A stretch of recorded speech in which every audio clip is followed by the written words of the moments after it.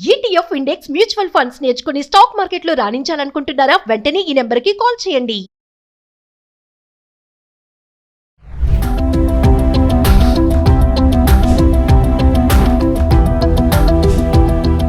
నమస్తే, welcome back to Suman TV. ప్రస్తుతం మనతో పాటు ఉన్నారు law of attraction personality development mentor Chandini గారు. చాందినితో మాట్లాడదాం. నమస్తే చాందిని. నమస్తే నవీన గారు. చాందిని గారు, ఒక క్వశ్చన్ అడుగుదాం అనుకుంటున్నాను మిమ్మల్ని ఈరోజు. పర్సనాలిటీ డెవలప్మెంట్ మెంటర్గా రీసెంట్గా అప్డేట్ ఏంటంటే, నీట్లో ఫెయిల్ అయిన అమ్మాయి నీట్లో కష్టపడి చదివింది, ఫెయిల్ అయిపోయింది. కానీ అక్కడితో నా లైఫ్ అయిపోయింది అని అనుకోకుండా, ఫుల్ స్టాప్ పెట్టకుండా మళ్ళీ ఇంజనీరింగ్ కాలేజ్లో జాయిన్ అయ్యి అక్కడ ఒక ఇన్సెంటివ్స్గా రావడం, ప్లేస్మెంట్, ఇవన్నీ ట్రైనింగ్ తీసుకొని ఈ రోజు యాన్యువల్ శాలరీ ఆమె 72 lakhs పట్టుకుంది. చూస్తే బ్యాక్గ్రౌండ్లో నీట్లో ఫెయిల్ అయింది.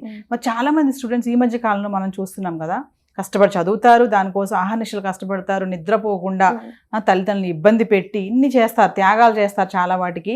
తీరా రిజల్ట్ దగ్గర ఫెయిల్ అవుతే అక్కడితో అయిపోయింది మన లైఫ్ అనుకునే వాళ్ళు చాలామంది చూస్తున్నాం. సూసైడ్స్ చేసుకుంటున్నారు, అక్కడి నుంచి ఇంకా బెండ్ అయిపోతారు, అమ్మో నేనేం చేయలేను, నా పని అయిపోయింది అని. కానీ ఈ అమ్మాయిని ఎగ్జాంపుల్గా తీసుకొని బెంగళూరు స్టూడెంట్, ఒక్కసారి అమ్మాయి గురించి మాట్లాడుకుంటే మీరు పర్సనల్ డెవలప్మెంట్ మెంటర్గా ఏం చెప్తారు? ఇప్పుడు మనం ఈ రీతువర్ణని తీసుకుంటే, ఆ అమ్మాయి 20 years old. ఇప్పుడు ఉండే స్టూడెంట్స్ అందరికీ ఆ అమ్మాయి ఇప్పుడు ఒక ఇన్స్పిరేషన్గా నిలిచింది. ఎందుకంటే 20 yearsలో ఇప్పుడు బీటెక్ కంప్లీట్ చేసింది అంటే, ఆమె నీట్ ఫెయిల్ అయింది 4 years బ్యాక్. అంటే ఆమెకి ఒక 17 years ఉన్నప్పుడు లేదా ఒక 16 years ఉన్నప్పుడే ఆమె నీట్లో ఫెయిల్ అయింది. తన కెరియర్ నీట్ వైపు అనుకుంది, కానీ తను ఫెయిల్ అయ్యింది. బట్ ఎక్కడ కూడా డిప్రెస్ అవ్వలేదు. డిప్రెస్ అవ్వకుండా నీట్ సైడ్ కాకపోతే ఏంటి అని చెప్పి ఇంజనీరింగ్లో జాయిన్ అయింది. ఇంజనీరింగ్ జాయిన్ అయ్యి ఆ అమ్మాయి తన గోల్ని మాత్రం తను ఏమనుకుంది, లైఫ్లో సెటిల్ అవ్వాలి, మా పేరెంట్స్ని ప్రౌడ్గా చేయాలి అని చెప్పి. యాక్చువల్లీ ఆ అమ్మాయి బెంగళూరులో సెటిల్ అయిన అమ్మాయి. ఆ అమ్మాయి బెంగళూరులో ఇంజనీరింగ్ కాలేజ్లో జాయిన్ అయింది.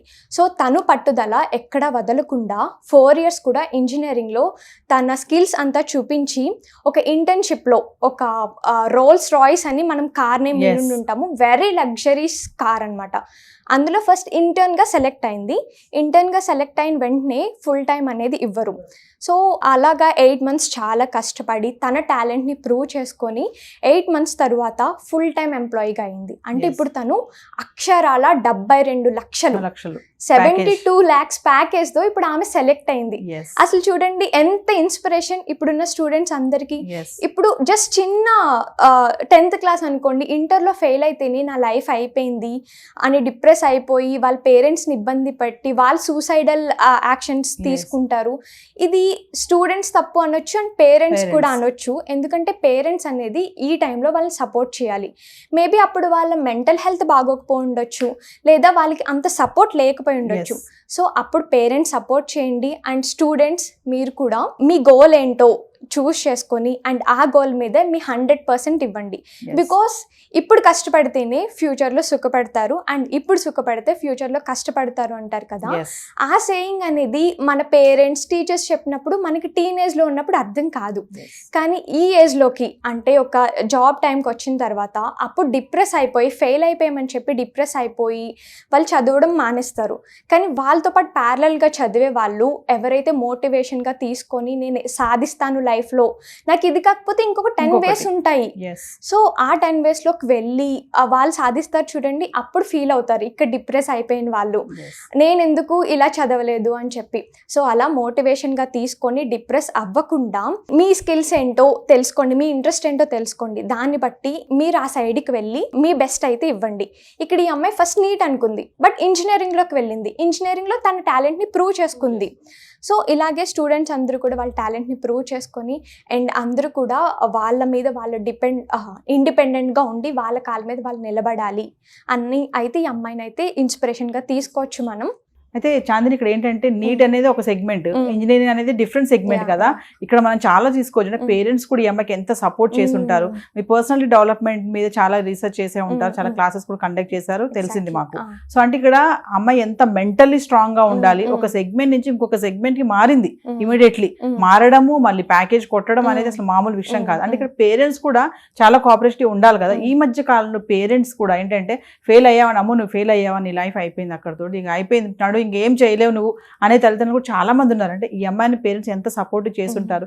ఈరోజు 72 lakhs ప్యాకేజ్ పట్టుకుంది అంటే ఒక్కసారి అంటే స్టూడెంట్స్ కి మెంటలీగా స్ట్రాంగ్ గా ఉండాలి అంటే Mm. Me as a law of attraction కోచ్గా Mm. మీరు పర్సనల్ Mm. డెవలప్మెంట్ మెంటర్ గా Mm. ఏం చెప్పాలనుకుంటున్నారు? Actually law of attraction and manifestation అనేది ఓన్లీ మనీని అట్రాక్ట్ చేసుకోవడానికి, లేకపోతే ఒక హౌస్ని, ఒక రిలేషన్షిప్ని అట్రాక్ట్ చేసుకోవడానికనే అనుకుంటారు. యాక్చువల్లీ అదొక మిత్ అండి. లా ఆఫ్ అట్రాక్షన్ అనేది స్టూడెంట్స్ అప్లై చేయొచ్చు, లేదా వర్కింగ్ ప్రొఫెషనల్స్ అప్లై చేయొచ్చు. సో మనం స్టూడెంట్గా ఉన్నప్పటి నుంచే దట్టు స్టూడెంట్స్కి ఇంకా బాగా వర్క్ అవుతుంది. నేనే ఒక లైఫ్ ఎగ్జాంపుల్గా కూడా తీసుకోవచ్చు.